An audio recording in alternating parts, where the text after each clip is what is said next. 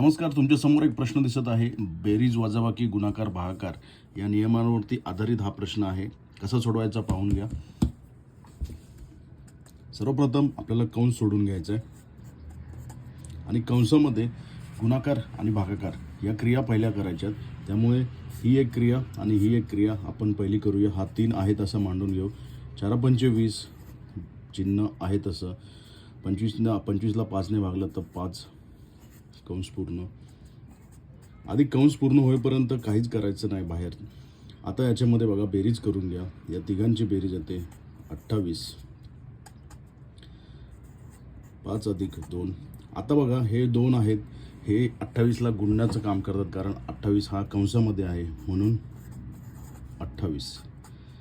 हे 5 आहे तसे ठेवायचे, कारण पहिली जी क्रिया आहे ती गुणाकार किंवा भागाकार जी करायची असते, तर इथे गुणाकार आहे.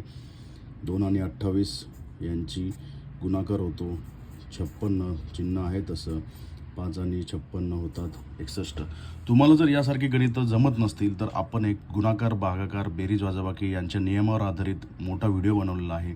आपल्या या यूट्यूब चॅनलवरती पाहून घ्या. तुमचं कधीच असं गणित चुकणार नाही. धन्यवाद.